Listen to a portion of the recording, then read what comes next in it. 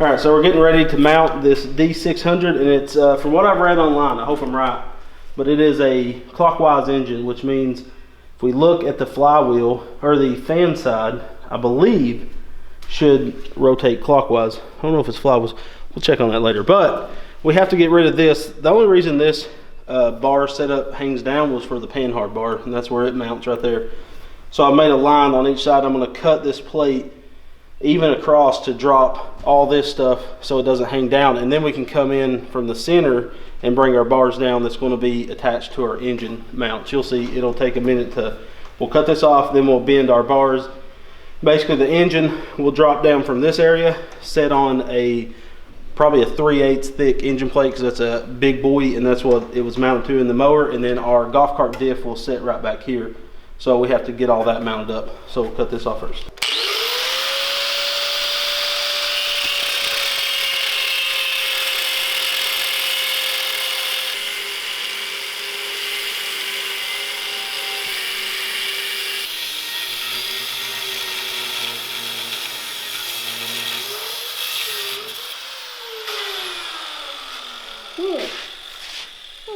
Good gosh. Note to self, we need to drill some holes all in this chassis to make sure it leaks all the water out. That makes sense because our yellow Deuce, the bottom of the frame rails was swollen. Every one I've ever seen. This is the first one I haven't seen any swelling like that. So we need to make sure to drill some water relief holes because that was a ton. All right, so we figured that on this old Walker mower that there's no reason to not use this old engine cradle. That's some good 3/8 thick steel. So I'm gonna have Lonnie come out here, and it has a skid plate right here for the oil pan with the drain hole. So to me, that's pretty sick.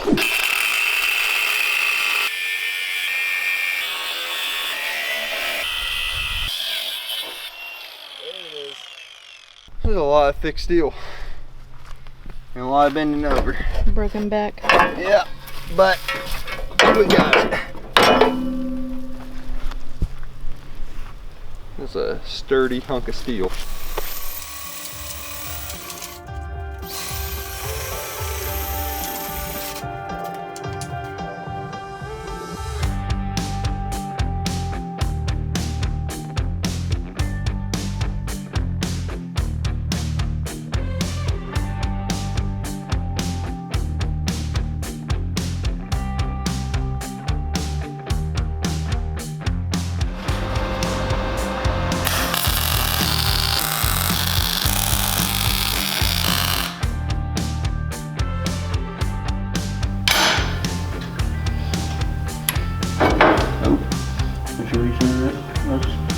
It's about perfect, as long as it's pushed in good.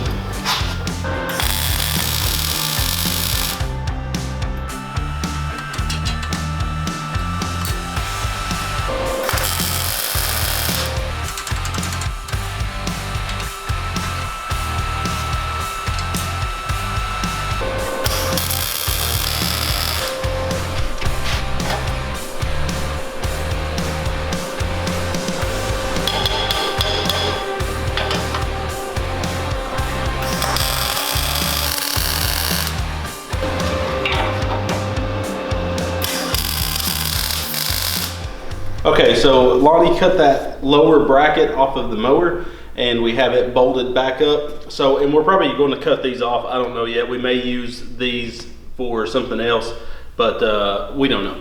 So it's ready to drop down into the chassis. Got everything half welded and heavily tacked. There will be more bracing, and this engine hoist is not the greatest in the world. It does not like to roll. Now the internet said this is a clockwise rotating engine, but I just hooked up a battery to it and spun it, and from the flywheel side, which is the way you should see the rotation of the engine, it's a counterclockwise rotation. So hope I'm right, because I'm about to put this motherfucker in there.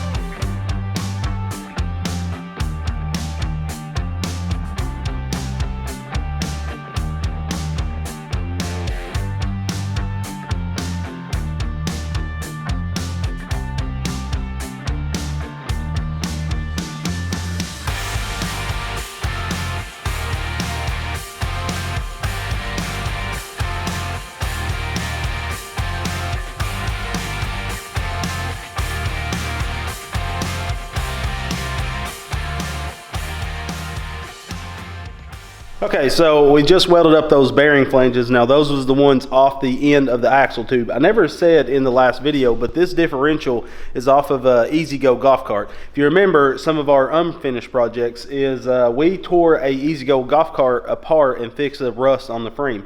That differential is off that golf cart. We decided the differential was worth more than putting the golf cart back together right now. And we'll do that golf cart later on. Somewhere down the line, we're gonna put it back together with a Go Power Sports reverse gearbox and see if if it can handle a big block, but that's beside the point. So we had the machine shop open up these flanges so these fit super tight down in them, and then I TIG welded them front and back. So adding those little stubs right there will just support the axles because the differential doesn't have any bearings in the outside of it. Like I said, this is the same way my Buggy setup is, and it works great. It just keeps it from pulling on any of those gears, and we'll finish out the axles in another video. So now we're ready to mount that differential, but first I'm going to go ahead and throw on the steering rack on the front of the Buggy, then we can move on back and mount the diff. Then on the next episode, we'll be able to do our Ackerman angle and get our front end fully buttoned up. So let's get that steering rack mounted, and then we'll finish off the back section. So this is a Challenger X rack and pinion steering. Go Power Sports has these. We use an aluminum one off Amazon for a long time, and we've actually cracked the aluminum ones. This is a way better design. They're way stronger and they're way cheaper. So check out the links in the video description if you want to get one of these. They work great on all types of buggies. They have less throw than the Amazon ones, but again, you can adjust that with your tie rod end link on your spindle. Normally, I like to mount these on the back side of the A-arms so the tie rods are protected, but I can't on this one, so I have to do it on front just because of the floor space. So the biggest thing when you're mounting your rack, the biggest thing you got to worry about is make sure your pivot point, and these have ball joints in the end of them, make sure it's dead aligned with your A-arm. That's going to give it the best geometry it can have. And also make sure you're not welding it in crooked. Get it as square as you can in the Buggy, so everything's going to be equal on each side. So we've already leveled out the frame here, so we just got to level out the steering rack. Lonnie's going to give it some tacks for me, and we'll have this puppy mounted.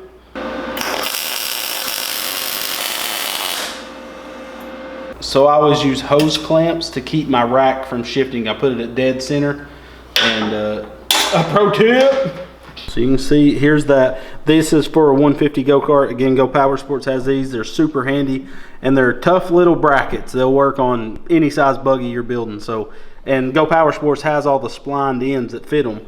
So what we can do with this is we can put a bearing support right here for the shaft coming out of this, going up to the steering wheel. Now I don't know, because of this rack only having, I think it's only like 3 inches of travel. What does that look like, 3 inches or so? Yeah. 3 inches of travel from lock to lock. You're not getting a ton of steering out of it, so we're going to have to compensate with smaller tie rod ends. You know, the smaller they are on there, the more they're going to give this tire, but we got to have a happy medium because we don't want to have super tiny ones, and then we're going to have a lot of steering input to get turning out of these tires. So one thing we can do if we want to get ultra amount of steering out of these, put little tie rod mounts, and we can have a power steering like we did on my Buggy, the Prius setup. And I do have one on the shelf for the 4-wheel drive Buggy, so it won't hurt to use it on this and order another one for that. So we're not going to mess with none of this steering right now because I want to get my spindles done. I just want to get the rack mounted so we know where it's at, and soon we're going to start fully welding. And also, so we got the pivot point fine on this one. These ends, these ball joint ends, thread on. So what I'm going to do is make a piece of an extension tube that threads onto this and has, you know, female threads on one side, male threads on the other, so I can thread that original ball joint cup on the outside and line it up out here, and then put a bearing, or not a bearing, but a bushing to help support this so there's not a lot of wear on it. That all looked nice. I like how it's all packaged. It'll never get close to the brake stuff. I mean, that's the longest part of this rack. Nothing will ever hit. So it's gonna be sweet. It'll be like that. And then when we sheet metal this, all this will be contained inside of it. I like it. I like it a lot.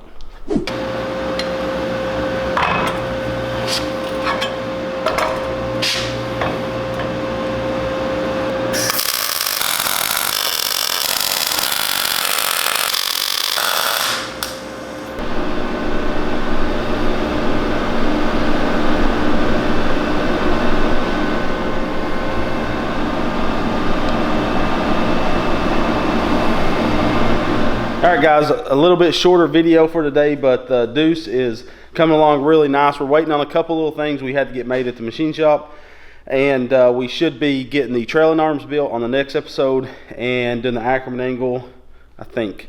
So this Deuce is pretty sweet. I am so excited to see the way that Deuce frame handles with that diesel on it. I don't know what the power will be like. We do have a Kubota CVT pulley to use on that engine, so that means it's geared super, or it's weighted super heavy, so it engages at like 600 RPMs. So I think this thing's going to do really nice. So make sure to check out the links in the video description. We use a ton of Go Power Sports parts on this thing. We got that new UTV brake set on there, and you'll also see us in a future episode mount the disc and the calipers on this thing.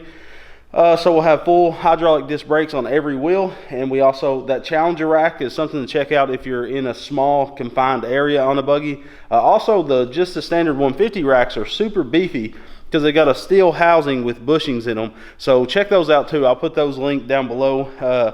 I'll put a few racks that Go Power Sports has that I like a lot. And the reason we didn't use the original rack off this Deuce is because it had a lot. It was like 2 full turns from lock to lock, where this one is 1 turn from lock to lock. So that's going to give you less steering input on the trails, so you can, bounce around trees and stuff. So make sure to check out those links. Thank you for supporting us. We love you guys, and God bless.